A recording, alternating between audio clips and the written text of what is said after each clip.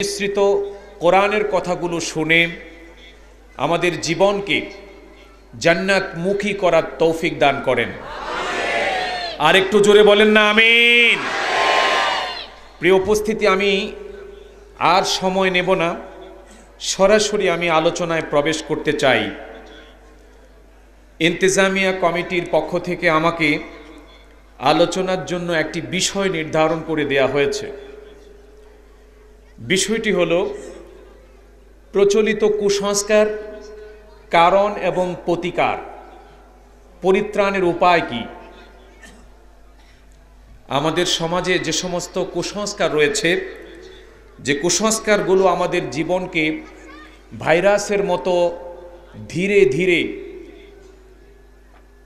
শিরক, বেদাত, অজ্ঞতা, অনৈতিকতা এবং কুসংস্কার, কুপ্রথার অতল গহ্বরে আমাদের জীবনটাকে ঠেলে দিচ্ছে। এই কুসংস্কার কিভাবে আমাদের সমাজে আসলো এবং কুসংস্কার কাকে বলে, কুসংস্কারের পরিচিতি কি এবং এই কুসংস্কার থেকে উত্তরণের উপায়টা কি, এই কঠিন বিষয়গুলো আমাকে আলোচনার জন্য ইন্তেজামিয়া কমিটির পক্ষ থেকে অনুরোধ করা হয়েছে। আমি বিষয়ের সাথে সম্পৃক্ত সূরাতুল মায়েদা, কোরআন শরীফের 5 নম্বর সূরার 104 নম্বর আয়াতে কারিমা আপনাদের সামনে আলোচনার জন্য উপস্থাপন করেছি এবং সেই সাথে বিশ্ব মানবতার মহান শিক্ষক, মহান নবী, সর্বকালের সর্বশ্রেষ্ঠ সমাজ সংস্কারক, যিনি জন্মের পর থেকে ওফাত দিবস পর্যন্ত কুসংস্কারের বিরুদ্ধে প্রাণান্তকর প্রচেষ্টা এবং লড়াই করে একটি কুসংস্কার মুক্ত নির্মল সমাজ ব্যবস্থা পৃথিবীর মানুষকে উপহার দিয়ে গেছেন, সেই মহামানবের মুখনিসৃত একটি বাণী আমি আপনাদের সামনে আলোচনার জন্য উপস্থাপন করেছি। আল্লাহ তাআলা যেন তেলাওয়াতকৃত আয়াত এবং রসুলের মুখনিসৃত এই চমৎকার বাণীটিকে কেন্দ্র করে এমন কিছু কথা বলবার তৌফিক আমাদেরকে দান করেন, শুনবার তৌফিক যেন দান করেন, যা আমাদের জীবনকে কুসংস্কারের অন্ধকার কূপ থেকে টেনে এনে হেদায়েতের আলোকোজ্জ্বল রাজপথে উঠিয়ে দিতে পারে। আমরা সবাই বলি আল্লাহুম্মা আমিন। প্রিয় উপস্থিতি, কুসংস্কার কি জিনিস, কুসংস্কার কাকে বলে, ইংরেজিতে যাকে বলে সুপারস্টিশন, প্রিজুডিস, এই কুসংস্কারের পরিচিতি না জানলে, কুসংস্কার সম্পর্কে আমাদের সচেতনতা বৃদ্ধি না পেলে আমরা কুসংস্কারের অন্ধকারে হারিয়ে যাব, হেদায়েতের আলোকোজ্জ্বল পথ থেকে আমরা ছিটকে পড়ে যাব। সেজন্য আজকে যতটুকুন সময় পাই বেঁধে দেয়া বিষয়ের উপর আমি কথা বলার চেষ্টা করব। আল্লাহ তাআলা যেন আমাদের সকলকে ইখলাসের সাথে হেদায়েতের উদ্দেশ্যে আমলের নিয়তে এই আলোচনাকে শুনবার তৌফিক দান করেন। এতগুলো মানুষ এখানে আছেন, আর একটু জোরে বলুন না আমিন। প্রিয় উপস্থিতি, কুসংস্কার কি? কুসংস্কার হলো মানুষের নিছক ধারণা এবং কল্পনার ভিত্তিতে প্রমাণহীন যে বিশ্বাস, সেই বিশ্বাস প্রসূত ভিত্তিহীন যে প্রথা এবং কর্ম, একে আমাদের বাংলায় বলা হয় কুসংস্কার। যে প্রথা, যে কর্ম, যে রীতিনীতি, যে রুসুম রেওয়াজের কোনো ভিত্তি, কোনো প্রমাণ কোরআন এবং সুন্নাহর মধ্যে পাওয়া, কথা বলে না, পাওয়া যায় না। বরং মানুষের এমন সব ধারণা এবং বিশ্বাস, আন্দাজ, অনুমান নির্ভর এমন সব বক্তব্যকে কুসংস্কার বলে, যেগুলো সরাসরি মহাগ্রন্থ আল কোরআন এবং বিশ্ব মানবতার মহান শিক্ষক রসুল করিম সাল্লাল্লাহু আলাইহি ওয়াসাল্লামের আদর্শের সাথে সরাসরি সাংঘর্ষিক হয়ে যায়। প্রিয় বন্ধুগণ, আমরা না জানার কারণে এমন অসংখ্য কুসংস্কারের সাথে আমরা জড়িয়ে আছি, আমরা জানি না। কোন মুসলমানের পক্ষে কোন মুমিনের জন্য জ্ঞাতসারে সচেতনভাবে কোন কুসংস্কারকে বিশ্বাস করা কিংবা কুসংস্কারে জড়িয়ে পড়া, এটা কোন মুসলমানের ঈমান তাকে হতে দিতে পারে না। কারণ কুসংস্কারের সংজ্ঞায় আমি বলেছি, শুধুমাত্র ধারণা এবং কল্পনার ভিত্তিতে প্রমাণহীন যে বিশ্বাস, সেই বিশ্বাস প্রসূত যেই অর্থহীন কর্ম কোরআন এবং সুন্নাহর সাথে সংঘর্ষ বাধায়, এগুলোকে বলা হয় কুসংস্কার। ইনসাফ করে জবাব দেন, কোরআন সুন্নাহর সাথে সাংঘর্ষিক এমন কোন ধারণাকে কোনো মুমিন কি লালন করতে পারে না। কারণ মুসলমানদের জন্য কুসংস্কারের সাথে জড়িয়ে যাওয়া, কুসংস্কারে বিশ্বাস করা কোনো মুসলমানের জন্য সমীচীন নয়, সম্ভব নয়, এবং এটার কোনো প্রয়োজনও নাই। কারণ আন্দাজ, অনুমান নির্ভর কল্পনার ভিত্তিতে মুসলমানদেরকে কোনো কাজ করার প্রয়োজন হয় না।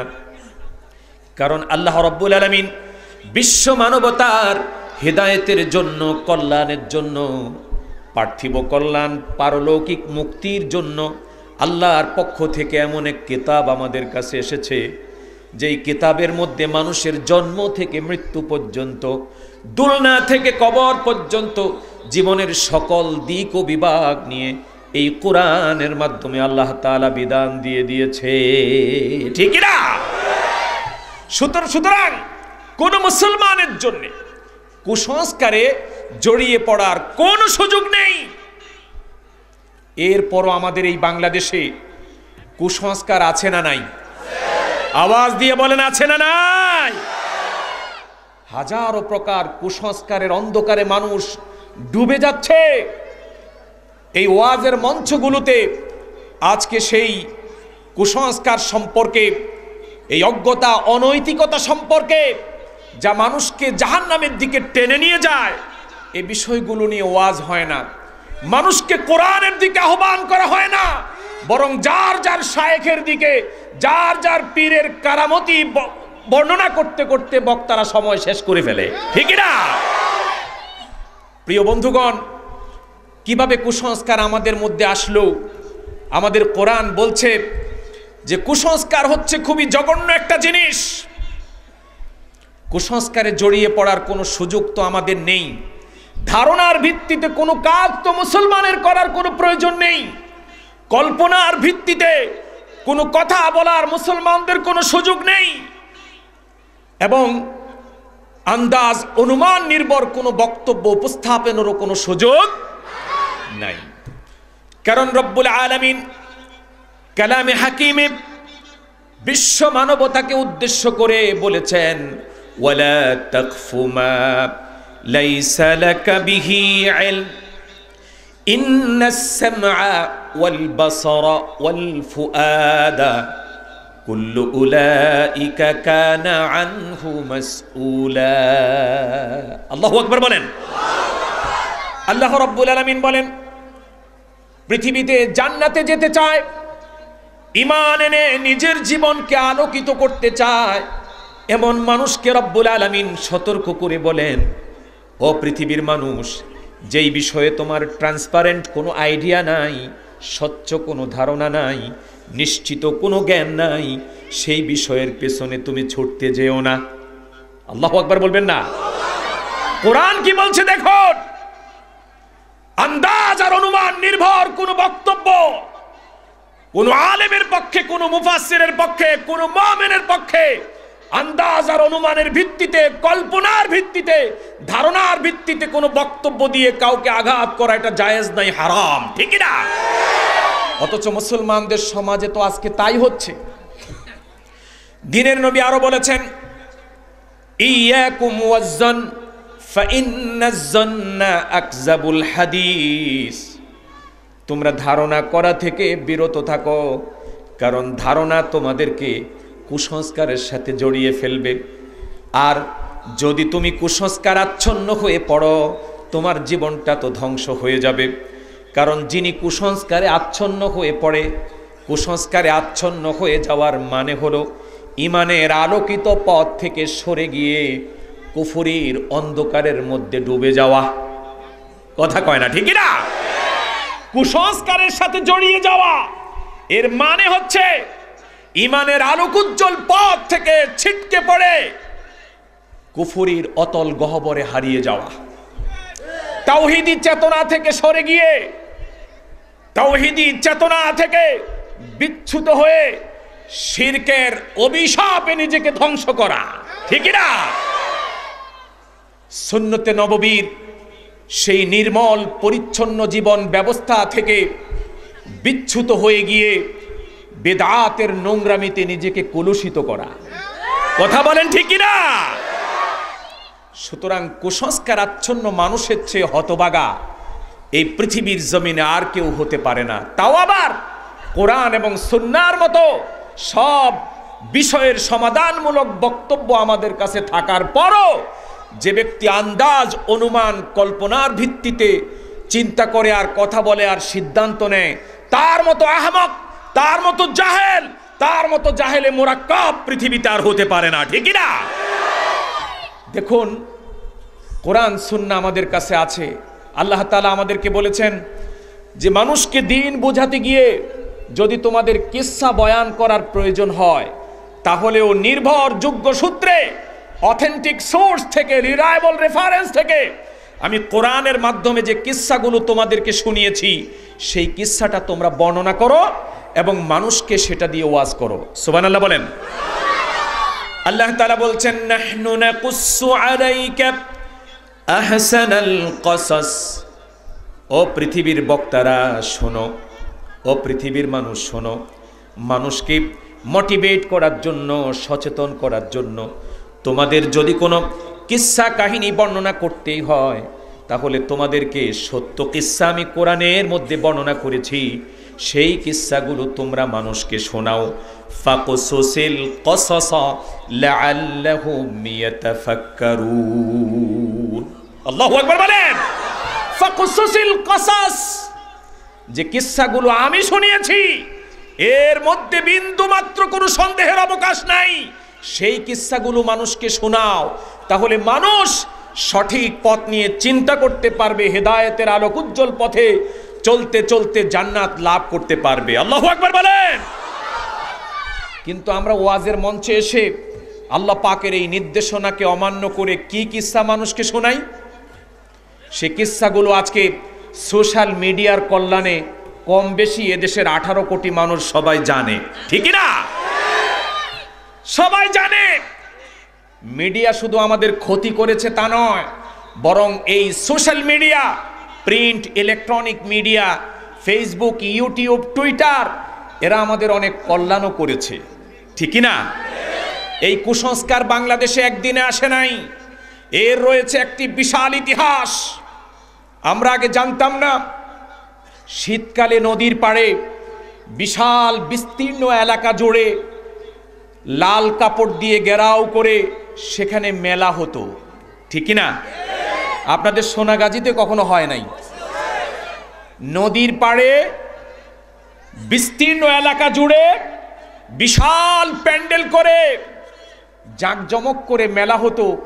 মেলার ভেতরে আবার লাল কাপড়ে জড়িয়ে সেখানে নারী দেহের নগ্ন প্রদর্শনী চলতো, যাত্রাগান, পালাগান হতো। এমন কোনো অপকর্ম নেই যে সভাগুলোতে হয় নাই, ঠিক না? এদেশের ওলামা হজরতরা তো আল্লাহ পাকের নির্দেশনা মেনে এই নাজায়েজ যাত্রাতে কি হয়, পালাগানে কি হয়, ওই মেলার ভেতরে কি হয়, এটা কখনো ওলামায়ে কিরাম এবং মাদ্রাসায় শিক্ষিত তলেবুল ইলমরা কখনো উকি দিয়েও দেখে নাই। এই সুযোগে হেন অপকর্ম নেই যা সেখানে হয় নাই। প্রিয় বন্ধুগণ, এভাবে করে বয়াতিরা, বাউল ফাউল বয়াতি আমাদের দেশে আসে না নাই? শুধু আসে, এদেরকে আমাদের মাথার উপরে বসিয়ে দেওয়া হয়েছে। যারা মাত্র 300 টাকার ফি দিয়ে দুশ্চরিত্র লম্পটদের আনন্দের খোরাক জোগাতো, তারা এখন সংসদে দাঁড়িয়ে আমাদেরকে আবার ওয়াজও করে। এই সমস্ত বাউল ফাউল এই সমস্ত বয়াতিরা এখন নতুন করে উদ্ভব হয় নাই, বরং এরা আগেও ছিল। এরা যে সমস্ত প্রত্যেকটি মন্তব্যে বক্তব্যে তাদের গানের মাধ্যমে তাদের গানের প্রতিটি কলিতে কি কি কুসংস্কার, কেমন শিরকের জীবাণু মানুষের মধ্যে ঢুকিয়েছে, এক সময়ের আলেমরা কখনো তা শোনেও নাই, চিন্তাও করে নাই, ঠিক না? এমন বয়াতি, এমন ফাউল, এমন বাউল, এমন ব্যক্তিও আছে যিনি মঞ্চে দাঁড়িয়ে এখন বলছেন আমার দিনের নবী মুসলমান না, মুমিন না। আছে না নাই? আছে না নাই? কিন্তু এরা শুধু আজকে নতুন করে বলে তা নয়, শিরকের এই জীবাণু বহুকাল পূর্ব থেকে এদেশের সহজ সরল সাধারণ ইমানদারদের ভিতরে তারা ইন করেছে। কিন্তু আমরা আলেমরা সে সমস্ত বাউলদের জনসমাবেশে যাই নাই, তারা কি বলে কি করে তা আমরা জানতে পারি নাই, ঠিক না? তাহলে বাউলরা আগেও করেছে, এখনো করে, আগে প্রতিবাদ করতে পারি নাই। ওলামায়ে কেরাম সচেতন ছিল না, ওদের মাহফিলেও যেত না, তারা জানতো না কি ধরনের শিরক তারা ভাইরাসের মতো ছড়ায় দিচ্ছে। আগে ওলামায়ে কেরাম জানতো না, কিন্তু এখন 18 কোটি মানুষ, এর মধ্যে প্রায় 14 কোটি সাংবাদিক। কথা কয় না? 18 কোটি মানুষ, তার মধ্যে প্রায় 14 কোটির বেশি সাংবাদিক। এর কারণ হলো যার হাতে অ্যান্ড্রয়েড একটা সেট আছে, যার হাতে আইফোন আছে, যার কাছে একটা ইলেকট্রনিক ডিভাইস আছে, সেই কোন বক্তা কোন চিপায় দাঁড়ায়া কি বলে, দুই ভাইয়ে ঝগড়া করে এটাও আবার প্রকাশ করে দেয়। আছে না নাই? যেই দুই ভাই ঘরোয়া পরিবেশে ঝগড়া করছে, এই ঝগড়াটাকেও লুকানোর কায়দা নাই, ওরা জানে না ওখানেও একজন জার্নালিস্ট আছে। কথা বলেন ঠিক কিনা? তাহলে মিডিয়া আমাদের জন্য একদিকে গজব, আরেকদিকে কি রহমত। জোরে বলেন কি? আবার ভাইয়ের আমার, বিভিন্ন দরবারে বিভিন্ন জায়গায় কোরআন হাদিসের সাথে সাংঘর্ষিক বক্তব্য প্রদান আগেও করা হতো, কিন্তু এদেশের মানুষ জানতো না। কিছুদিন আগে সোশ্যাল মিডিয়ায় দেখলাম আমার এক ভাই খুব গলা ফাটায়া ওয়াজ করতেছে, ওনার পীরের কারামত বয়ান করতেছে। কি কারামত? বলে চট্টগ্রামে পাহাড়ি অঞ্চলে পীর সাহেব এক জায়গায় সফরে যাচ্ছে, সেখানে যাওয়ার পথে দুইটা বড় বড় বাঘ গাড়ির সামনে দাঁড়াইছে। আছে না নাই? গাড়ি আর আগাতে পারছে না। কি সুন্দর সুরেলা কণ্ঠে বাবারা ভাইয়েরা বলে পীরের দিকে দাওয়াত দিচ্ছে, পীরের কারামত বয়ান করছে। পীর সাহেব বলছে বাঘকে গিয়ে বলো আমি অমুক জায়গার পীর, আমার পরিচয় দাও। ড্রাইভার সাহেব বলে হুজুর আমি পারবো না, আপনি নিজে দেন। হুজুর নাকি নিজে গাড়ির দরজা খুলে যেই না পাওটা রাখলো, ভাগগুলো নাকি দৌড় দিয়ে আইসা ওনার পায়ের মধ্যে লুটাইয়া পড়েছে। বলেন নাউজুবিল্লাহ। প্রিয় বন্ধুগণ, আমি মনে করি ওই কারামতটা, মহান কারামতটা তো আমরা দেখতে পারলাম না, আমাদের আফসোস রয়ে গেল।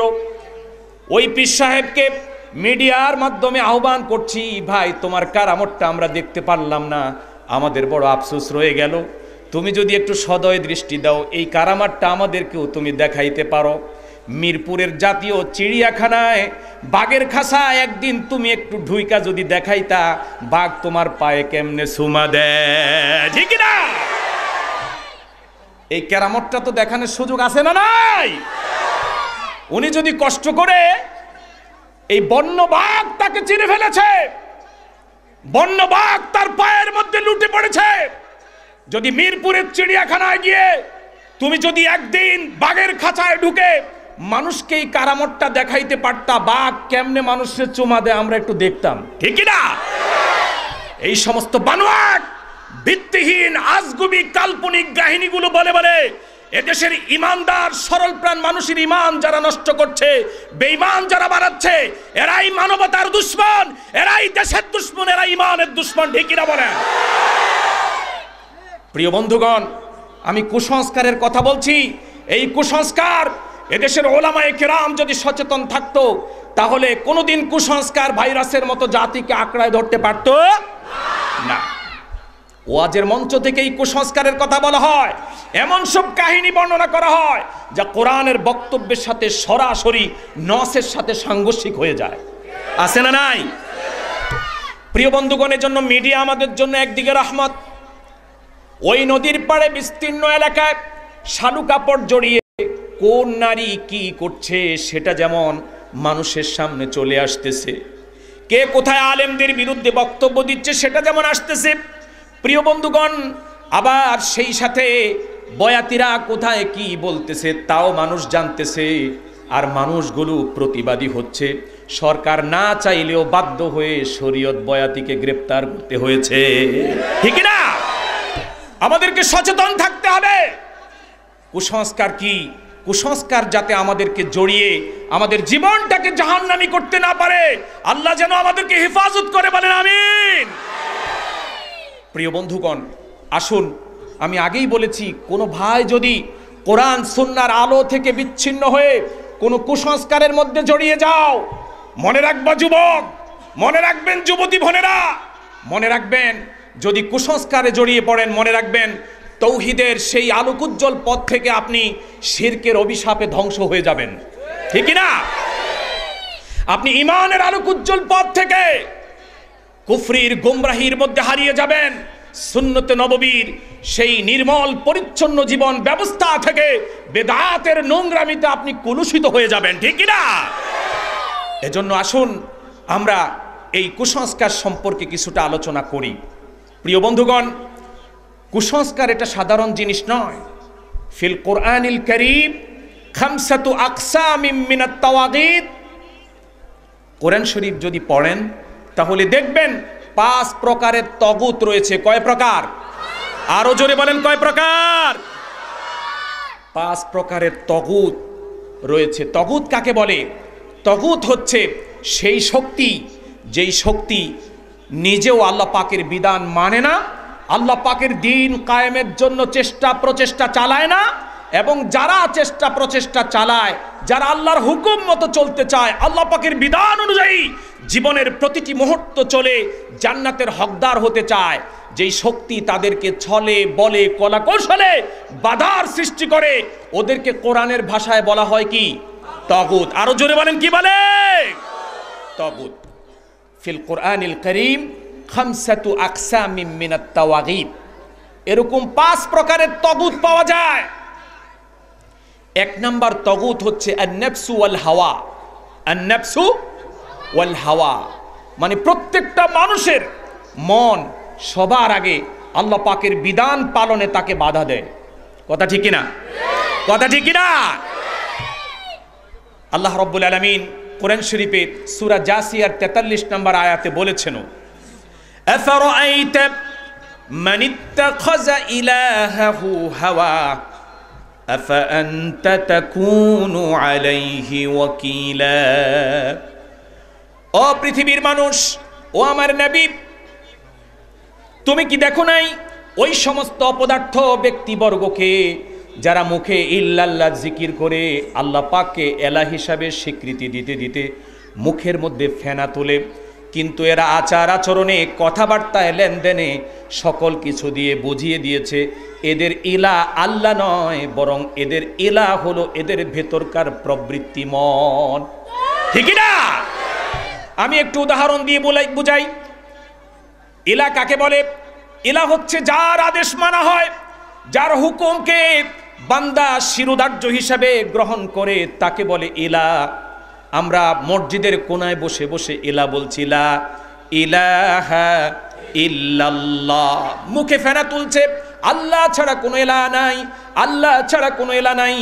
আপনি মনে রাখবেন, আল্লাহ তাআলার হুকুম হলো যখন মসজিদের মেহরাব, মসজিদের মিনার থেকে যখন ডাকা হয় নামাজের জন্য যখন ডাকা হয়, তখন ডাকা হয় আল্লাহ রাব্বুল আলামিনের নির্দেশ হলো বেচা কেনা, ব্যবসা বাণিজ্য, লেনদেন, চাকরি বাকরি, সভা সমাবেশ, এমনকি পার্লামেন্টের অধিবেশন সমাপ্ত করে দাও, কথাবার্তা সব বন্ধ করে দাও, গল্প গুজব বন্ধ করে দাও, আর মজা মাস্তি শেষ করে দাও।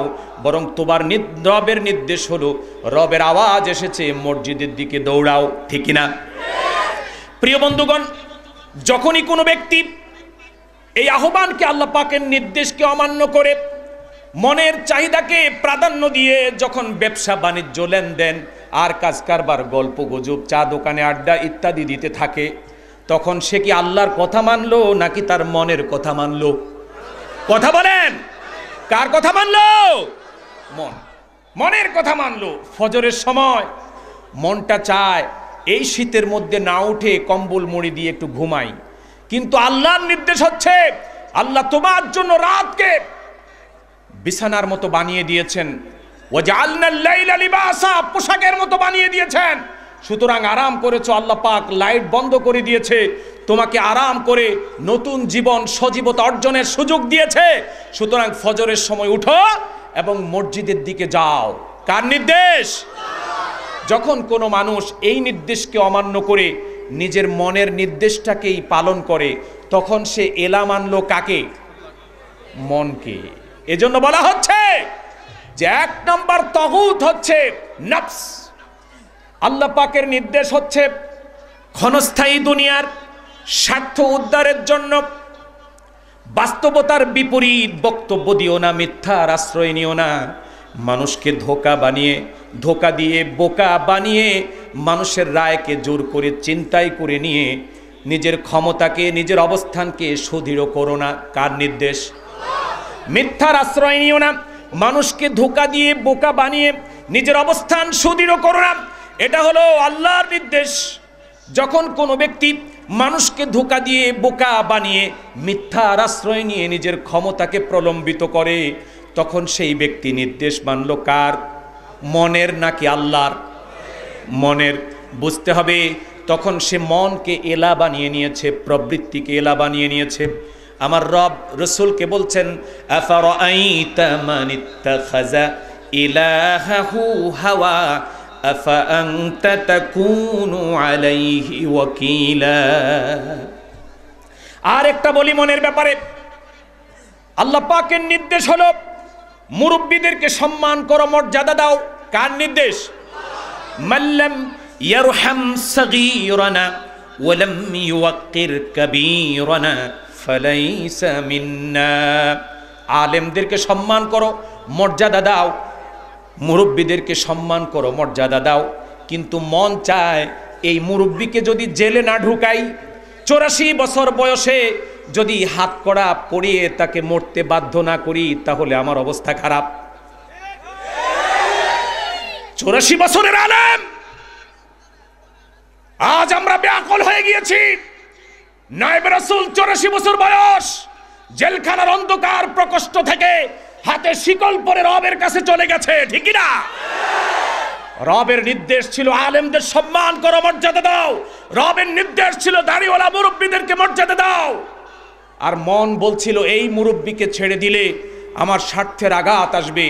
লোকটা কি মনের কথা শুনলো না আল্লাহর কথা শুনলো? মনের কথা শুনলো। সুতরাং এই ব্যক্তি মুখে যতই ফেনাত লোক আল্লাহকে ইলাহ বলে, ইল্লাল্লাহ জিকির করে, কোটি মানুষের সাথে মোনাজাত করে, সে যতই নিজেকে আল্লাহকে ইলাহ বলে স্বীকৃতি দেখ না কেন, আল্লাহ পাকের কাছে এই স্বীকৃতির কোনো মূল্য, কোনো মর্যাদা, কোনো প্রয়োজনীয়তা নাই, ঠিক না?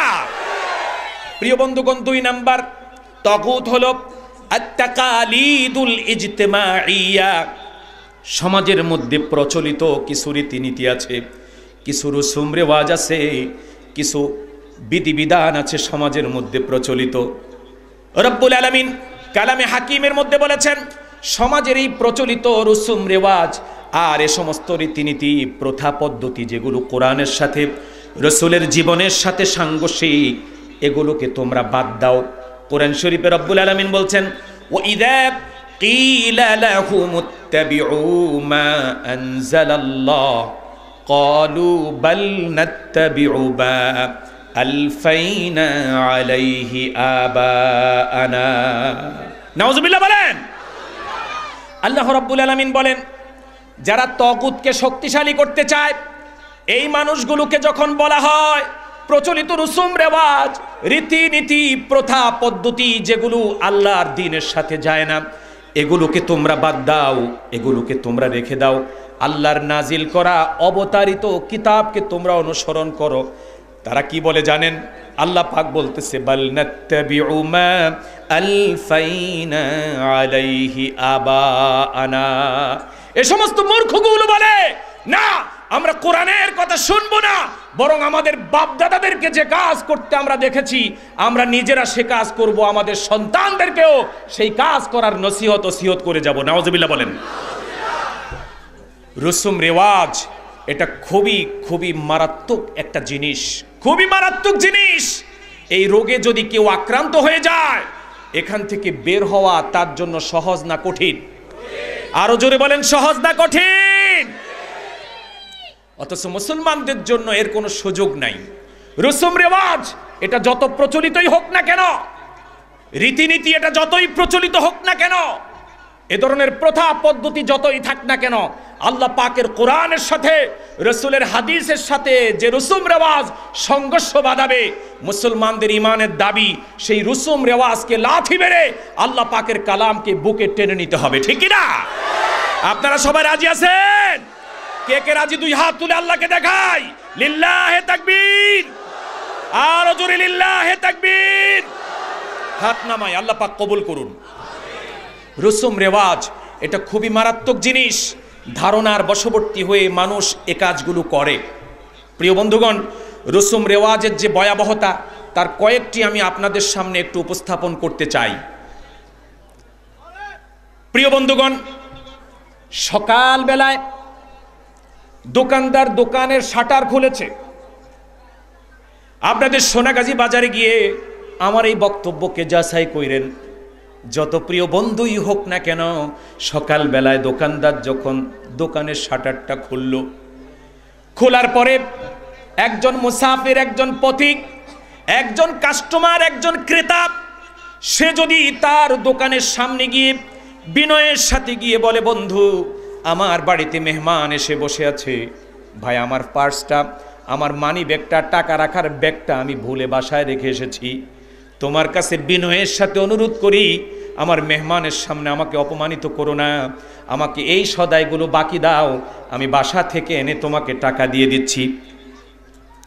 লোকটা যদি তার আত্মীয় স্বজন হয়, লোকটা যদি তার বন্ধু বান্ধব হয়, লোকটা যদি তার গর্ভধারিণী মা, জন্মদাতা পিতাও হয়, তাহলে সেই ব্যক্তি বিনয়ের সাথে আমাদের দেশে বলে, ভাই মেহেরবানি করে আল্লাহর দোয়াই, আমি এখনো বন্নি করি নাই, যাত্রা করি নাই, আমি তোমাকে বাকি দিতে পারবো না। কেন বাকি দিতে পারবে না? কারণ লোকটার বিশ্বাস এই ব্যক্তিকে সকাল বেলায় প্রথম কাস্টমার যদি বাকি নেয়, সারাদিন নাকি তার বাকিতে বাকিতে যাবে। বলেন নাউজুবিল্লাহ। এর কোনো ভিত্তি আছে? এর কথা বলেন, এর কোনো ভিত্তি আছে? অথচ রসুলের সাথে সংঘর্ষ বাঁধিয়েছে। আল্লাহর নবী বলেছেন, ওয়াল্লাহু ফি আউনিল আবদে মা দামাল আবদু ফি আউনি আখি। আল্লাহ তাআলা তার বান্দার সহযোগিতায় ততক্ষণ পর্যন্ত মনোযোগী হয়ে লেগে থাকেন যতক্ষণ বান্দা আরেকটা বিপদগ্রস্ত বান্দার সাহায্য করতে থাকে। সুবহানাল্লাহ কইবেন না? হাদিসের কথা হলো, এই মুসাফির পার্স রেখে এসেছে, মানিব্যাগ ভুলে রেখে এসেছে তার মেহমান বাসায়, তাকে তুমি সকাল বেলায় যদি উপকার করো, বিপদগ্রস্ত মানুষকে যদি বিপদ থেকে তুমি সাহায্য করো, এটা মুসলমান হিসাবে মনে করার কথা ছিল, এটা ভাগ্যের ব্যাপার। ঠিক কি না? কারণ আল্লাহ বলেছেন, কোনো বিপদগ্রস্ত মানুষকে যদি সহযোগিতা করি, সহযোগিতা আমাকে করবে কে? ইরহামু মান ফিল আরদি ইয়ারহামুকুম মান ফিস সামা। সুবহানাল্লাহ। তুমি জমিনের ওয়ালাদের প্রতি রহম করো, আসমানে যিনি আছেন তিনি তোমার প্রতি করুণা করবেন। সুবহানাল্লাহ, এটা হাদিস। অথচ আমাদের দেশের রসুম, সকাল বেলায় প্রথম কাস্টমারকে কখনোই বাকি দেওয়া যাবে না। আছে না নাই? আপনাদের সোনাগাজীতে মনে হয় নাই? আজকে যারা তাফসীর মাহফিলে এসেছেন, আমি হাতে পায়ে ধরে বলে যাই, আল্লাহ এবং তার রসুলের এই বক্তব্যের সাথে আপনারই আচরণ সাংঘর্ষিক হওয়ার কারণে আজকেই যদি তাওবা করে এটা থেকে ফিরে না আসেন, মনে রাখবেন আপনি টুপি মাথায় দেওয়া দোকানদার, দাড়িওয়ালা দোকানদার, ফরহেজগার নামাজি দোকানদার, আপনি অবশ্যই পরোপকারীও বটে, কিন্তু সকালবেলার প্রথম কাস্টমারের সাথে ইসলাম বিরোধী এই আচরণ করার কারণে, এই ধারণা পোষণ করার কারণে আপনি কিন্তু তাগুতকে প্রতিষ্ঠার সংগ্রাম করছেন, ঠিক না? আল্লাহ রাব্বুল আলামিন বলছেন, আল্লাযীনা আমানু ইউকাতিলুনা ফি সাবিলিল্লাহ ওয়াল্লাযীনা কাফারু ইউকাতিলুনা ফি সাবিলিত তাগুত। যারা ঈমানদার তারা ঈমানের আলোকোজ্জ্বল পথ ধরে চলে, আর যারা কাফের তারাই শুধু তাগুতকে প্রতিষ্ঠা করতে চায়। বলেন নাউজুবিল্লাহ। প্রিয় বন্ধুগণ, গেল একটা। আজকে যারা এখানে উপস্থিত আছেন, আমার মাইকের আওয়াজ যে সমস্ত যুবক যুবতী তরুণ তরুণী ভাই বোনেরা শুনছেন, বিবাহিত কিংবা অবিবাহিত, সন্তান জন্মদানে যারা সক্ষম, তারা ইনসাফ করে একটু চিন্তা করেন। আমি মাওলানা এমদাদ, আপনাদের পরিচিত মানুষ। আমি যদি ঢাকা থেকে একটা জোড়া কলা নিয়ে আসতাম, কি কলা? জট কলা, যেটারে বলে কি কলা? জট কলা। ওই জট কলা যদি আমি মুফাসসিরও পকেটে করে আপনি বন্ধুকে উপহার দিয়ে বলতাম, তুমি আমার সামনে এটা খাও, আপনি ভ্রুকুঞ্চিত করে বলতেন, হুজুর আমার এখনো সন্তান হওয়ার সম্ভাবনা আছে, এই জোড়া কলা আমি খাবো না, ঠিক না? আছে না নাই? আরে সবই তো দেই আছে, আপনাকে এখানেও আছে। এই জট কলা খাবো না। আমাকে একটা স্লিপ দেওয়া হয়েছে, আমি বক্তব্যের সূচনা লগ্নেই বলেছি, আজকের এই আলোচনাকে যিনি আরো বেশি প্রাণবন্ত করে তুলবেন, কোরআন এবং সুন্নাহ থেকে চমৎকার আলোচনা আপনাদেরকে যিনি উপহার দিবেন, তিনি আমার খুব প্রিয় ভাই, মিডিয়া ব্যক্তিত্ব, এই জনপদের খ্যাতিমান আলেমে দ্বীন মোল্লা নাজিম সাহেব ইতিমধ্যে আমাদের মধ্যে তাশরীফ এনেছেন। বলেন লিল্লাহে তাকবীর, আরো জোরে বলেন লিল্লাহে তাকবীর। যে কজন মানুষ হিংসা মুক্ত মন নিয়ে মঞ্চে বসে বাংলার ওলামাদের ঐক্যের স্বপ্ন দেখে, মোল্লা নাজিম ভাই তাদের একজন, ঠিক কিনা? আমরা হিংসা চাই না, ওহারা প্রচার করুক হিংসা, বিদ্বেষ আর নিন্দাবাদ। আমরা বলিব সাম্য, শান্তি, এক আল্লাহ। আরো জোরে বলেন এক আল্লাহ। মোল্লা নাজিম ভাই তাদের একজন। আমরা হিংসা চাই না, আমরা চাই বাংলার সমস্ত আলেম একসাথ হয়ে কুসংস্কারের বিরুদ্ধে লড়াই করব, জালেমের বিরুদ্ধে লড়াই করে কোরআনের পাখিকে বাংলার জমিনে মুক্ত করে ছাড়বো, ঠিক কিনা? প্রিয় বন্ধু,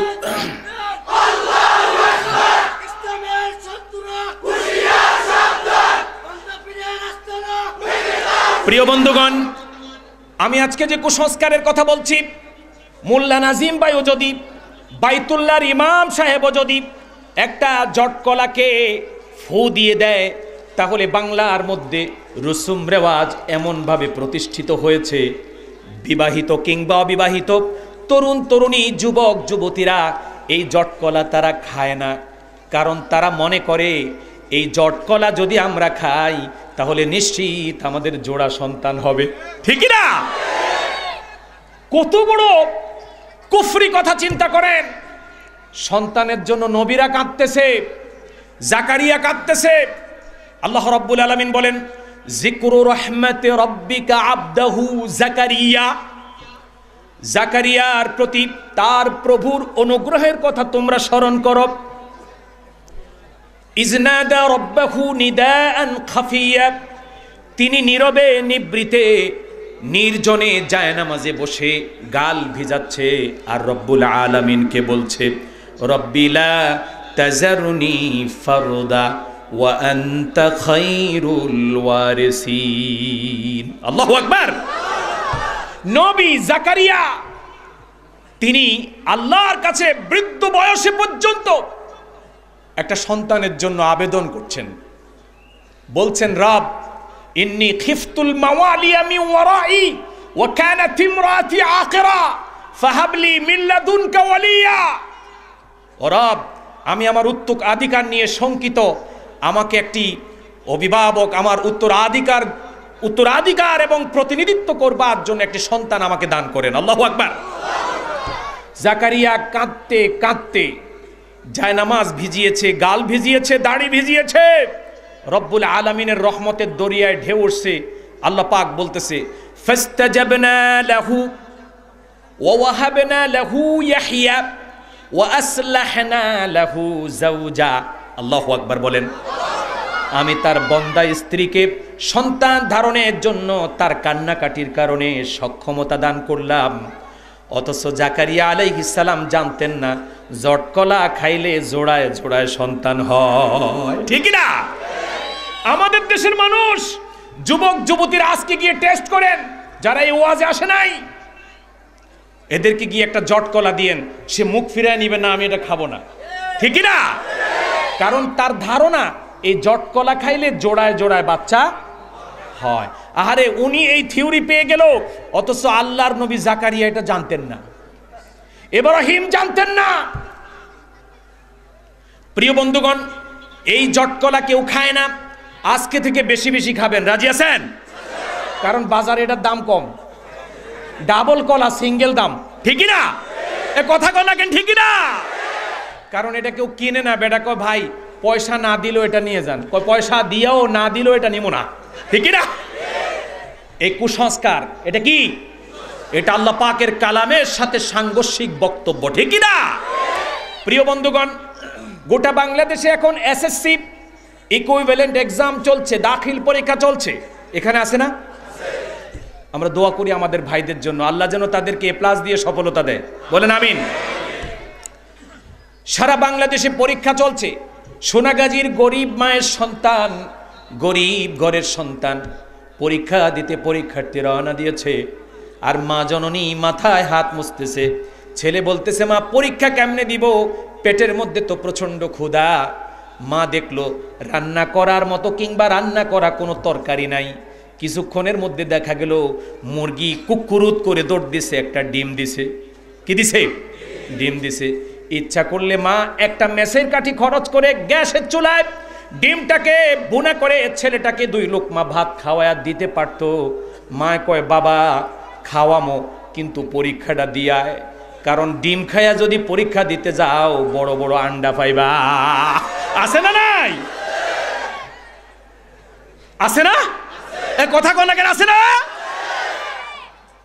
এই ছেলেটাকে ক্ষুধার্ত অবস্থায় পরীক্ষার হলে পাঠায়া দিল সান্ত্বনা দিয়ে, তবুও ডিম ভুনা করে এমন ভিটামিন যুক্ত পুষ্টিকর একটা খাদ্য খাইতে দেয় নাই।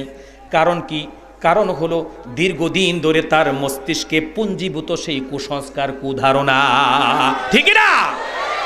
আজকে থেকে ছেলেরা যারা আছো, তোমরা আশা করি ইনশাআল্লাহ ডিম খায়া পরীক্ষা দিতে যাইবা, ঠিক না? কথা কয় না, ঠিক না?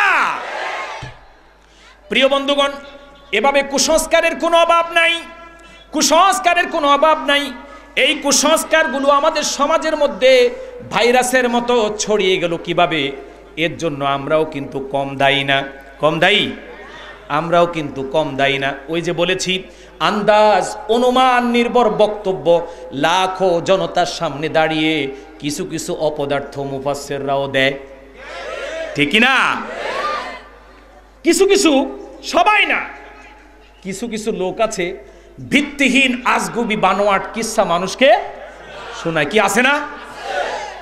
এক বক্তা খুব সুরেলা কণ্ঠ, গোটা বাংলাদেশের মধ্যে যাকে মানুষ চেনে, আমি নাম বলবো না, আপনারা বুঝে ফেলবেন, তাই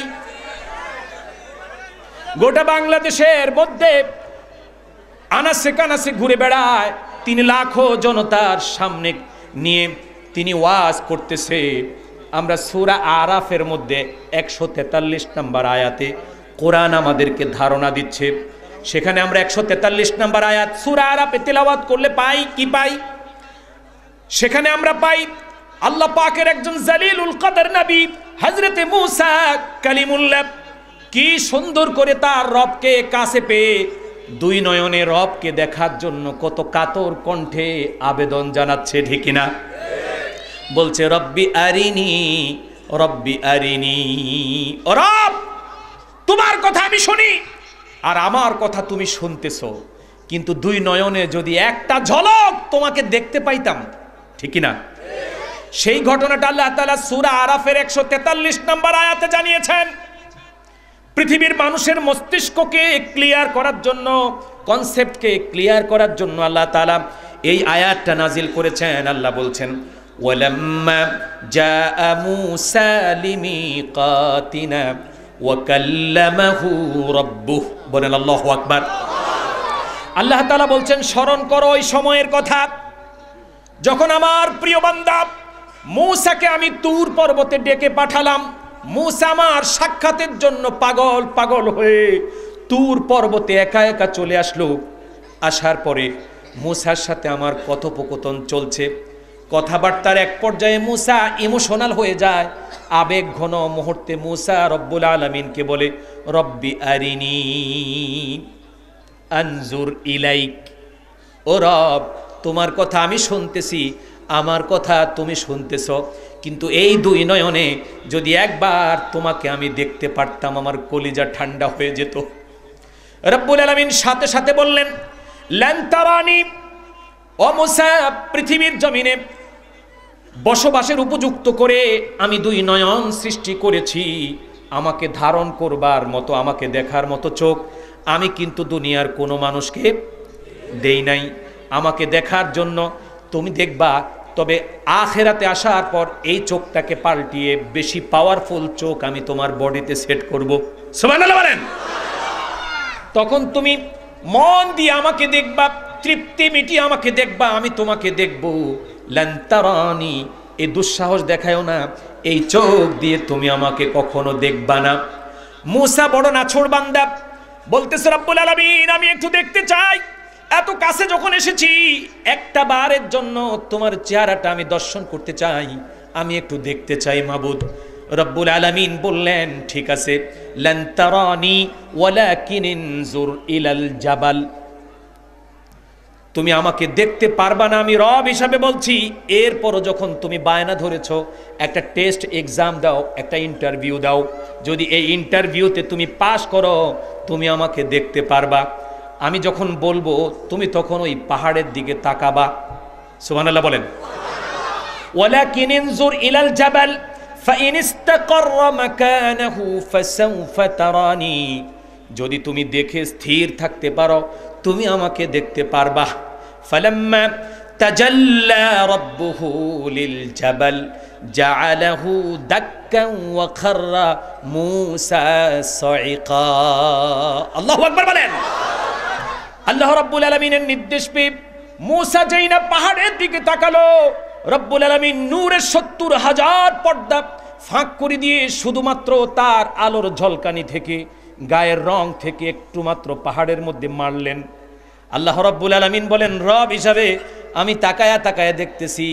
মূসা এই আলোর ঝলকানি দেখে তিনি বেহুশ হয়ে, অচেতন হয়ে মাটির মধ্যে পড়ে গেল।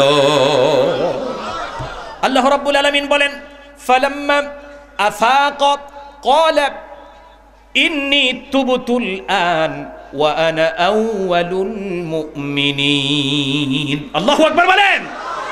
মূসা প্রথমেই বলছে, সুবহানাক তুবতু ইলাইক ওয়া আনা আউয়ালুল মুমিনিন।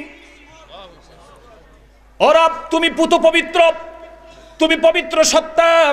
আমি যে আবদার করেছি, ইমোশনাল হয়ে আমি যে তোমার কাছে বায়না ধরেছি তোমাকে দেখার জন্য, আমি জীবদ্দশায় যতদিন বাঁচব আর কোনোদিন এই দুই চোখ দিয়ে তোমাকে দেখার দুঃসাহস দেখাবো না।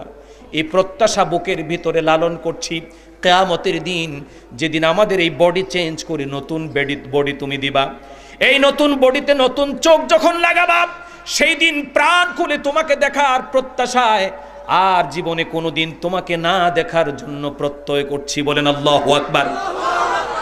জালিলুল কদর নবী মূসাকে আল্লাহ রাব্বুল আলামিন দেখা দিলেন না, অথচ সেই সুরেলা বক্তা কানে হাত দিয়া এদেশের সহজ সরল সাধারণ ইমানদার মানুষগুলোর ইমানকে বেঈমান বানাবার জন্য ওয়াজ করছে। জেলের ভিতরে মনসুর হাল্লাজ নামে এক ব্যক্তি নাকি ছিল, শিকল টিকল সব রেখে আল্লাহর সাথে দেখা করতে চলে গেছে। বলেন নাউজুবিল্লাহ। আবার আল্লাহ মনসুর হাল্লাজের প্রেমে এতটাই ডুব দিয়েছে, তিনি আরশে আজিম থেকে মনসুর হাল্লাজকে দেখবার জন্য নাকি জেলখানায় চলে এসেছে। কি এত আওয়াজ কম কেন? নাউজুবিল্লাহ বলেন। ইনসাফ করে জবাব দেন, যত সুরেলা কণ্ঠে যত সুন্দর করে যতগুলো মানুষের সামনে এই ভিত্তিহীন বানোয়াট আজগুবি গাঁজাখুরি গল্প বয়ান করলো, এটা কোনো আলেমের মুখে মানায় না, বরং এরা হচ্ছে আসলে মানুষের ঈমান হরণকারী বেঈমান। মুসাকে রব্বুল আলামিন বলছেন লান তারানি, তুমি দেখতে পারবা না। মুসা ইন্টারভিউ দিল, বেহুশ হয়ে অচেতন হয়ে পড়ে গেল। যেই না হুঁশ আসলো বলল সুবহানাক তুবতু ইলাইকা ওয়া আনা আউয়ালুল মুমিনিন, আমি তওবা করছি, আর কোনোদিন এই দুই চোখ দিয়ে তোমাকে দেখার দুঃসাহস দেখাবো না। আর কোথাকার কোন মনসুর হাল্লাজ, সে আল্লাহর কাছে দেখা করতে যায়, আল্লাহ আবার তার সম্মানে জেলখানায় দেখতে আসে। এই গাঁজাখুরি গল্প সেই দিন চলতো যেদিন মিডিয়া ছিল না, তোমাদের মঞ্চগুলোতে তোমরা বলতা, আর মানুষ উজ্জীবিত হয়ে কাঠে আর বাসে উঠতো, ঠিকই না? সেই দিন শেষ, প্রতিবাদের ঝড় উঠেছে। এরপরে বলছে, আকুপাকু করে বলছে যে আমার এই বক্তব্যটি ভুল ছিল। কি ছিল? এজন্য আমি মিডিয়াকে ধন্যবাদ দিই। মিডিয়া শুধু ক্ষতি করছে না, মিডিয়া আমাদেরকে ভালো খারাপ পর্দার অন্তরালে কে কোথায় কি বলছে সব শুনে সত্যের পক্ষে দাঁড়াবার এবং অসত্যের বিপক্ষে বিদ্রোহ করার জন্য আমাদেরকে অনুপ্রাণিত করছে, ঠিক না? প্রিয় বন্ধুগণ,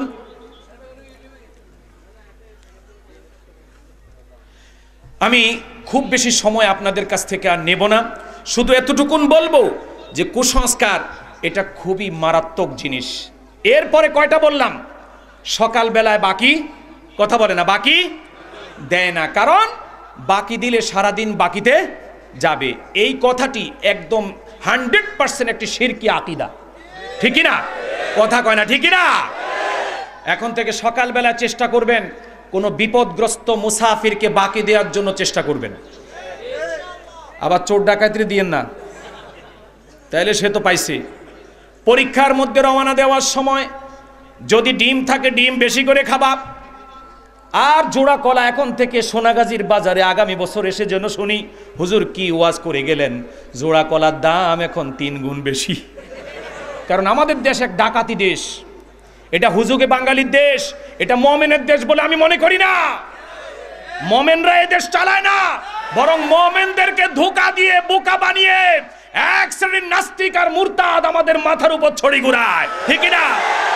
এর প্রমাণ চায়নাতে গিয়েছি, মিশরে গিয়েছি, সৌদি আরবে গিয়েছি, অবাক হবেন পৃথিবীর বিভিন্ন দেশগুলোতে ছাতা বিক্রি করে। ছাতা কি বিক্রি করে?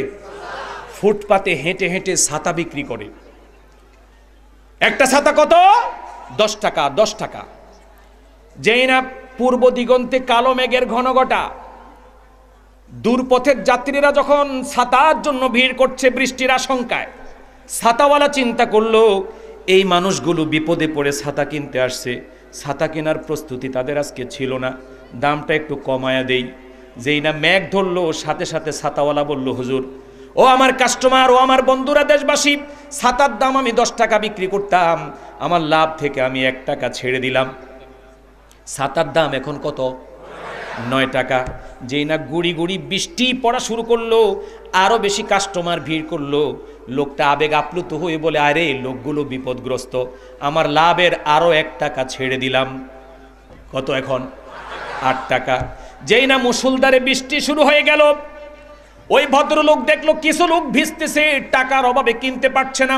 লোকটা বলল, জীবনে তো লাভ অনেক করি, সদকায়ে জারিয়ার একটা সুযোগ এসেছে, ভাই যদি কারো কাছে 5টা টাকা থাকে তাহলে আমাকে এক ছাতার দাম মাত্র 5 টাকা দিলেই চলবে। আল্লাহু আকবার বলেন। এরপরেও দেখলো কিছু মানুষের কাছে 5 টাকাও নাই। লোকটা চিন্তা করলো বৃষ্টিতে ভিজে ঠান্ডা লাগবে, লোকটার জ্বর সর্দি হবে, এই লোকটার উপকার করার এখনই সময়। বলে, ভাই জীবনে বাঁচলে অনেক ব্যবসা করতে পারবো, আমার ব্যবসা থেকে তোমাকে ছাতা আমি গিফট দেওয়া শুরু করলাম। সুবহানাল্লাহ কবেন না? এটা ছিল মুসলমানের চরিত্র। এখান থেকে ধার নিয়ে গেছে তারা, আর আমরা কি করি? ছাতার দাম হলো 10 টাকা, ঘোড়ায়ও জিজ্ঞেস করে না, কেউ কিনে না। যেই না আকাশের মধ্যে একটু মেঘ, কয় ছাতার দাম কত? কয় 12 টাকা। আছে না নাই? 12 টাকা। যেই না গুড়ি গুড়ি বৃষ্টি পড়ে, কয় ভাই কিনা বেশি তাই 15 টাকা। যেই না আস্তে আস্তে করে মুষলধারে বৃষ্টি শুরু হয়ে গেল, কয় ভাই নিলে নেন না নিলে নাই, 115 টাকা। শুধু মাস্ক আছে না, মাস্ক, করোনা ভাইরাস আর ডাস্ট ঢাকা শহরে বেড়ে গেছে। এই ডাস্ট বেড়ে যাওয়ার কারণে, করোনা ভাইরাসের কারণে 3 টাকার মাস্ক হয়েছে এখন 50 টাকা। কথা বলেন ঠিক না? গোটা পৃথিবীর বিভিন্ন দেশে গিয়েছি, সেখানে গিয়ে দেখেছি মাহে রমজানের সম্মানার্থে বেদিন নন মুসলিমরা মুসলমানদের সম্মানার্থে ইফতারি আইটেম সমস্ত দ্রব্যমূল্যের দাম কমায়, আর আমাদের দেশের টুপিওয়ালা, দাড়িওয়ালা, জুব্বাওয়ালা, পাগড়িওয়ালা সে ব্যবসায়ীরা রমজানের 2 মাস আগের থেকে মোছে তেল দেয়। কথা কয় না ঠিক না? 33 টাকার ছোলা রমজান আসলে মাঝে মধ্যে 133 টাকা হয়ে যায়। প্রিয় বন্ধুগণ, আমাদের প্র্যাকটিক্যাল জীবন ইসলাম নাই, আমরা শেষ হয়ে যাচ্ছি। ইসলাম মানেই মনে করি দাড়ি, টুপি, জুব্বা, পাগড়ি। করতে শিখছি এটা ওই মোল্লা থেকে শিখছি। মোল্লা কয় বাবারা দাড়ি রাখলা না, খালি দাড়ি টুপি ছাড়া আর কিছু। এটা ভালো জিনিস, এটা ইসলামের ইউনিফর্ম, আমরা প্রাউড করি দাড়ি, টুপি, জুব্বা, পাগড়ি নিয়ে, ঠিক না? কিন্তু দাড়ি, টুপি, জুব্বা, পাগড়ি এগুলো খুবই ছোট বিষয়। একটা বিল্ডিং এর বেসমেন্ট আছে, একটা বিল্ডিং এর সব হয়েছে, শুধু প্লাস্টার দেওয়া হয় নাই। বিল্ডিং এ কি পানি পড়বে? কথা কয় না, পানি পড়বে? সব দেওয়া হয়েছে, শুধুমাত্র রং লাগানো হয় নাই। ওই বিল্ডিং এ থাকা যাবে না? যাবে, কিন্তু থাকাটা ভালো হয় না, সুন্দর হয় না। রং দিয়ে, টাইল দিয়ে কমপ্লিট করলে একটু কমফোর্টেবল লাগে, তাই না? তাই আমরা কোনোটাকে অবজ্ঞা করি না। কিন্তু তোমার বেসমেন্টের খবর নাই, তোমার আরসিসির খবর নাই, তোমার বিল্ডিং এর খবর নাই, তুমি আসো শুধুমাত্র রঙের ডিব্বা লয় দৌড়াদৌড়ি করো, ঠিক না? ওটা বেআকল। ওটা কি বেআকল? মানুষ হারাম খাইতে খাইতে, কবিরা গুনাহ করতে করতে মানুষ এখন জাহান্নামের দুয়ারে গিয়ে দাঁড়িয়েছে। কবিরা গুনাহ নিয়ে কোনো কথা নাই, শব্দ নাই, শুধুমাত্র সগীরা গুনাহ নিয়ে মাথা নষ্ট। আছে না নাই? ওই সেই আব্দুল্লাহ ইবনে ওমরের কথা মনে পড়ে। এক ভদ্রলোক এসে আব্দুল্লাহ ইবনে ওমরকে বলছে, হুজুর আমার তো গত রাতে ঘুম হয় নাই। বলে কেন রে বাবা? হজে গেছে। বলে এহরাম পরা অবস্থায় একটা মাছি আমার পায়ের নিচে পড়ে মরে গেছে। তো কি হয়েছে? এহরাম পরা অবস্থায় একটা প্রাণী হত্যা করেছি, তাই গত রাতে টেনশনে আমার ঘুম হয় নাই। আব্দুল্লাহ ইবনে ওমর কয় তোর বাড়িটা কই? কয় হুজুর বাড়ি কেন? কয় জিজ্ঞেস করছি, উত্তর দাও। কয় যে ফুরাত নদীর তীরে ইরাকে। আব্দুল্লাহ ইবনে ওমর বলছেন, ও সমবেত জনতা, তোমরা এই লোকটার দিকে তাকাও। তাদের চোখের সামনে জান্নাতের যুব সমাজের সর্দার হুসাইন ইবনু আলীকে ইয়াজিদের মতো স্বৈরাচারের বাহিনী দেহ থেকে গর্দান বিচ্ছিন্ন করে হুসাইনের মাথা নিয়ে ফুটবল খেলেছে। ওরা জানালা দিয়ে, দরজা দিয়ে, উকি দিয়ে সেই হত্যাকাণ্ড উপভোগ করেছে। ওদের ঘুম নষ্ট হয় নাই। আর এখন মাছি পায়ের নিচে পড়ে গেছে, তাই তার ঘুম হয় না। কথা কন না কেন, ঠিক না? ও মুসলমান, ওলামায়ে কেরামের দুর্দিন ইসলামী আন্দোলনকে ভ্যানিশ করার জন্য, মুসলমানদের অস্তিত্বকে বিনাশ করার জন্য বাংলার নাস্তিক মুরতাদরা উঠে পড়ে লেগেছে। আর তোমরা বক্তারা গোল টুপি আর লম্বা টুপি নিয়ে ঝগড়া করো, ঠিক না? এই ফাইজলামি বন্ধ করতে হবে, এই ফাইজলামি বন্ধ করতে হবে। স্লোগানের সময় নেই, ফাইজলামি বন্ধ করতে হবে। আমি আপনাদের সোনাগাজীর এই সচেতন জনতাকে কাউকে কষ্ট দেবার জন্য নয়, খোদার কসম, একটি আয়াত শুনাই আমার বক্তব্যের সমর্থনে। রব কি বলেছে? যেগুলো নিয়ে আমাদের ঘুম হয় না, যেগুলো নিয়ে আমরা ফেসবুক, ইউটিউব, সোশ্যাল মিডিয়ায় কামড়াকামড়ি করি, যে সমস্ত ইখতিলাফি মাসালাকে সামনে এনে জাতিকে শততা বিভক্ত করছি, এগুলো কিচ্ছু না। কে বলেছে? ইন তাজতানিবু কাবাইর মা তুনহাউনা আনহু নুকাফির আনকুম সাইয়্যাতিকুম ওয়ানুদখিলকুম মুদখালান কারীমা। আল্লাহু আকবার বলেন। আল্লাহ তাআলা বলেন, আমি যা কিছু নিষেধ করেছি এর মধ্যে সবচেয়ে বড় বড় গুনাহে কবিরা গুলাগুলো থেকে যদি তোমরা সচেতনভাবে নিজেকে নিরাপদ রাখতে পারো, শুধুমাত্র কবিরা গুনাহ, কুগুনা, কথা কন না কেন, কি গুনাহ? আরো জোরে বলেন, কি গুনাহ? শুধুমাত্র কেবলমাত্র কবিরা গুনাহ থেকে যদি তোমরা বেঁচে থাকতে পারো, আমার রব ওয়াদা দিচ্ছেন কালামে হাকিমের মাধ্যমে, নুকাফির আনকুম সাইয়্যাতিকুম, তোমাদের যাবতীয় পাপ রাশি আমি রব ক্ষমা না চাইলেও তোমাদেরকে ক্ষমা করে দিব। অথচ আমাদের দেশে কবিরা গুনাহওয়ালা আছে না নাই?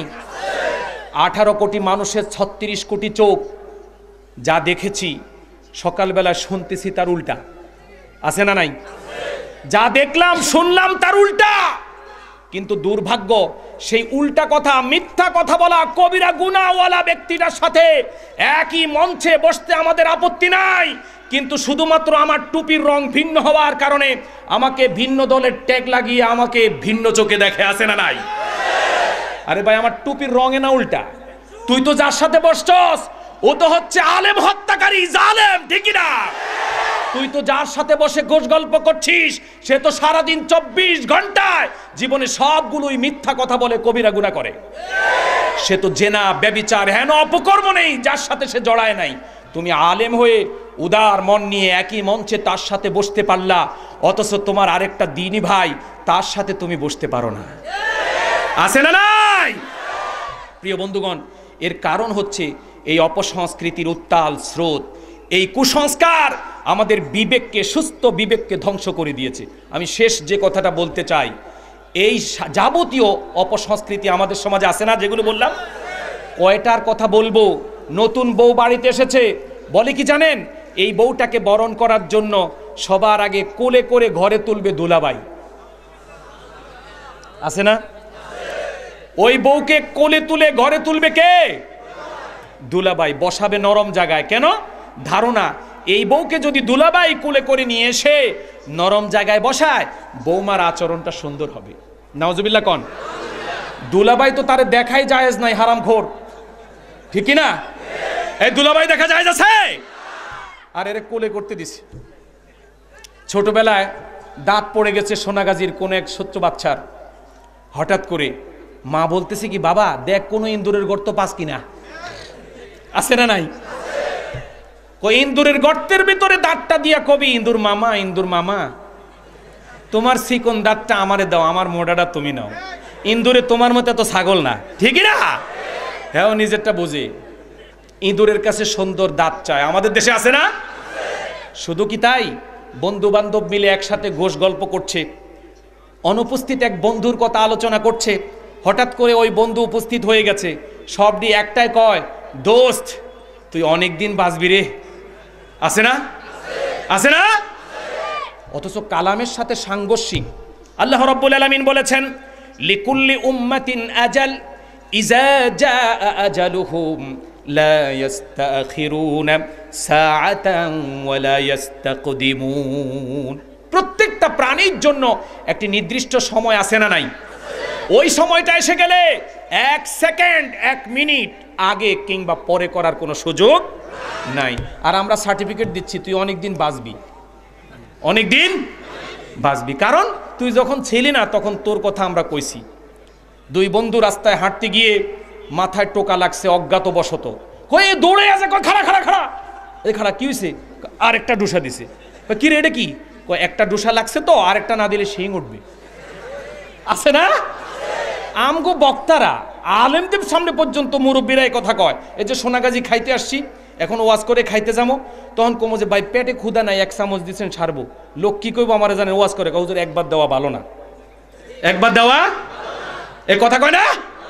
সব শিরক, সব কি শিরক, শিরকি কথাবার্তা। পরিমিত পরিমাণে খাও, একবার লাগলে একবার নাও, একবার না লাগলে একবারও নিয়ে নাও, অল্প নাও। এরকম হাজারো কথা আছে। ব্যাং ডাকলে আমাদের দেশে মানুষ কি কয়? বৃষ্টি হইব রে, কয় না? কাক ডাকলে কয় বিপদ আইতাছে রে। শকুন ডাকলে আরো বিপদ, কয় কেউ মরবো রে, কথা কন না কেন? পাখি ডাকলে ইষ্টি কুটুম বলে বাড়িতে মেহমান আসবে রে। আরো যে কত কিছু আছে ভাই, এগুলো একটাও কোরআন সুন্নাহর সাথে সবগুলো সাংঘর্ষিক, ঠিকই না? এগুলো আমাদেরকে শিখিয়েছে বয়াতিরা, আমাদেরকে শিখিয়েছে কে? বয়াতিরা। প্রিয় বন্ধুগণ, আলোচনা নির্দিষ্ট সময়ে শেষ করব ইনশাআল্লাহ। এই অপসংস্কৃতি, এ ধরনের কুসংস্কারের অন্ধকার কূপ থেকে আল্লাহ তাআলা যেন কিতাবের মতো এই নূর দিয়ে আমাদের জীবনকে আলোকিত করার তৌফিক দেয়। বলেন আমিন, আরো জোরে বলেন আমিন। কারণ আমাদের অভিভাবক কে?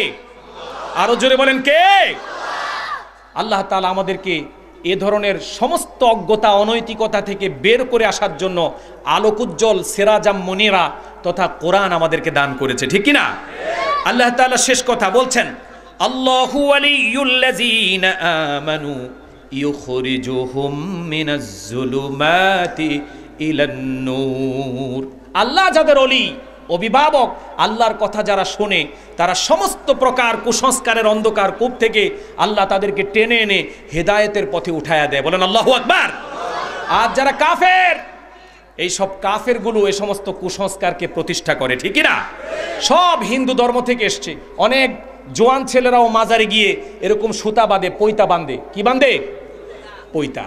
তোমরা খেয়াল করো না, ইসলামের সাথে সাংঘর্ষিক কোনো আচরণ আজ থেকে আমরা করব না। রাজি আছেন ইনশাআল্লাহ? যদি রাজি না থাকেন আমার কোনো ক্ষতি নাই, যাইবেন পরে কোথায়? ধরা খাবেন। আল্লাহ তাআলা আমাদের সকলকে হকের পথে কিতাবের নূরের সাথে, আলোকোজ্জ্বল কিতাবের সাথে থাকবার তৌফিক দান করুন। বলেন আমিন। আরো জোরে বলেন আমিন। প্রিয় উপস্থিতি, আমাকে একটা স্লিপ দেওয়া হয়েছে, আমি এগুলো করতে পারি না, তারপরও ইন্তেজামিয়া কমিটির পক্ষ থেকে বলা হয়েছে আগামী বছর মাহফিলের জন্য ওয়াদার অনুরোধ। কি এটা? কি মাইক, প্যান্ডেল, পোস্টার, পেস্টন প্রচারণার জন্য নগদ। আচ্ছা, এই আয়োজনের জন্য তাদের তো কিছু পয়সা ব্যয় হয়েছে, হয় নাই? ইনসাফ করে বলেন, হয় নাই? মোল্লা নাজিম ভাই এসে যাবে, এখনই চলে আসবে, আমি বিশ্বাস করি ওনার মুখ থেকে। কারণ আমরা যারা বিশেষ বক্তা থাকি, বিশেষ বক্তারা একটা তাড়নার মধ্যে থাকি, ঠিকভাবে কথা বলা তাদের জন্য কঠিন, ঠিক না? যারা শেষ বক্তা তিনি 5-10 মিনিট বাড়ায়া করলেও কিছু এসে যায় না। এজন্য নাজিম ভাই আসার আগেই আমি আপনাদের সকলের কাছে বিনয়ের সাথে একটা অনুরোধ রেখে আমার আলোচনা শেষ করতে চাই। এই মাহফিল করার জন্য আগামী বছর এটা হোক, এটা আপনারা চান কিনা? আরো জোরে বলেন, চান কিনা? কারণ এই মাহফিলগুলোই তো কুসংস্কারের অন্ধকার থেকে আমাদেরকে আস্তে আস্তে আলোর পথে নিয়ে আসতেছে, ঠিক না? কিছু আলেম তো পিসাবের দিকে মানুষকে ডাকে, আজগুবি কারামত শোনায়, আবার কিছু আলেম তো সেই ভুলগুলো ভেঙেও দেয়। কথা বলেন ঠিক না? তো এই সুযোগ যদি আপনারা না দেন তাহলে কেমনে হবে? আপনারা ইন্তেজামিয়া কমিটির সাথে যোগাযোগ করে আজকের এই মাহফিলের জন্য আপনারা সার্বিকভাবে সহযোগিতা করবেন ইনশাআল্লাহ। বলেন আরো জোরে বলেন ইনশাআল্লাহ। আজকে যারা এখানে এসেছেন, আমি পরিবেশটা নষ্ট করতে চাই না এরকম খোঁজাখুঁজি করে। আমি বলি যুবক ভাইরা যারা আসছেন, বয়স্ক যারা এসেছেন, আমরা যদি চিন্তা করি আমাদের তৌফিক অনুযায়ী আমার পকেটে আমি অন্তত খালি যাব না। আমরা দোয়া করব, নাজিম ভাই দোয়া করবে, আমরা খালি যাব না। কমপক্ষে 10টা টাকা হলেও আমরা মাহফিলের ইন্তেজামিয়া কমিটির সাথে যোগাযোগ করে বলবো যে আপনারা আলোচকদেরকে নিয়ে এসেছেন, এত বড় প্যান্ডেল করেছেন, এত সুন্দর আয়োজন করেছেন, আপনাদের এই আয়োজনের সাথে কিয়ামতের ময়দানে আল্লাহ যাতে আমাকে অন্তর্ভুক্ত করে নেয়, এজন্য আমার তৌফিক নেই, আমি 10টা টাকা দিয়ে হাজির থাকলাম। করতে পারবেন তো ইনশাআল্লাহ? ওয়াদা করেন, 2 হাত তুলে, কে কমপক্ষে 10 টাকা দিবেন? ওয়াদা করেন লিল্লাহে তাকবীর। 10 টাকা কি বেশি? আল্লাহ আমাদেরকে তৌফিক দান করুন, বলেন আমিন। আপনারা 10 টাকা দিলে তো এটা হবে না। আমি বলছি মিনিমাম একটা রেট। ছোট বাচ্চারা যারা স্কুল শিক্ষার্থী, তারাও যারা এসছো, তারা চিন্তা করবা যে আমরা 2টা চকলেটের দাম আজকে তাফসীর মাহফিলে দিয়ে যাব।